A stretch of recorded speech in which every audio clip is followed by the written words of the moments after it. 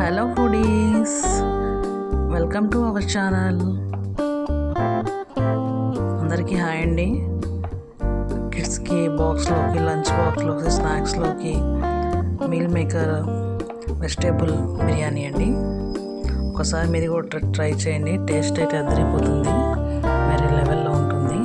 ఏం లేదు, కావాల్సినవి carrot, onions, potato, green chilli, కరివేపాకు, ఇంకా మీకు పలావ్ దినుసులు ఏమైనా ఉంటే వేసుకోండి మీరు టేస్ట్గా ఉన్నట్టు. మీకు దూరగా బ్రౌన్ షేడ్లో రావాలండి. మొత్తము బ్రౌన్ షేడ్లో వచ్చేసినాక యాలకులు, లవంగాలు, తాలింపులు ఏమైనా ఉంటే వేసుకోండి. మీ కిడ్స్ తినే బట్టి టేస్ట్ బట్టి ఉంటుంది. అండ్ బీన్స్, సోయాస్ ఏమో వాటర్లో మరిగించాలండి. మీల్ మేకర్ని 2 minutes మరిగించినాక మొత్తం వాటర్ డ్రై అయినాక వేసుకోవాలి. బట్ హనీ నైట్ నానబెట్టేసినాను. ఇట్లా మొత్తం బ్రౌన్ షేడ్ రావాలి.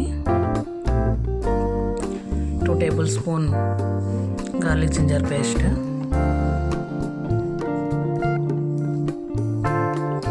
ఇది కూడా బ్రౌన్ షేడ్లో రావాలి. లైట్, మరి ఎక్కువ కాల్చకూడదండి. 2 బ్రౌన్ షేడ్ వచ్చేటట్టు కలుపుకోవాలి. పుదీనా ఉంటే మీరు టేస్ట్ వేసుకోండి. నేను కరివేపాకు వేసాను, కొత్తిమీర,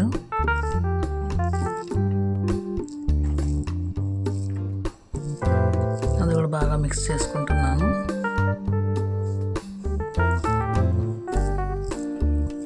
నేను 1.5 kg వేసానండి రైస్. దానికేమో 2 kgs 2 డబ్బాలు వాటర్ వేసుకోవాలి. సరిపోతుంది. మామూలు రైస్ వేసాను. మీరంటే టేస్ట్ సరిపడా సాల్ట్ వేసుకోండి. ఇంకా మీరు ఏమైనా క్వాంటిటీని బట్టి వాటర్ కానీ రైస్ కానీ యాడ్ చేసుకోండి. ఇప్పుడు మీల్ మేకర్ కూడా బాగా ఉడుకుతుంది. 10-15 minutes వదిలేసేయండి. బాగా ఉడికేస్తుంది వాటర్లో. వెజిటేబుల్స్ కూడా బాగా ఉడుకుతాయి.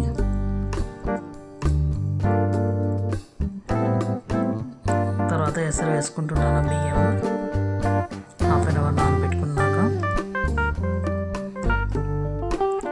1.5 kg రైస్ అండి. అవి మొత్తం మిక్స్ చేసుకోండి. ఆ తర్వాత 15 minutes క్లోజ్ చేసేసేయండి. తర్వాత ఇట్లా ఎసరు పొంగుతూ వస్తుంది.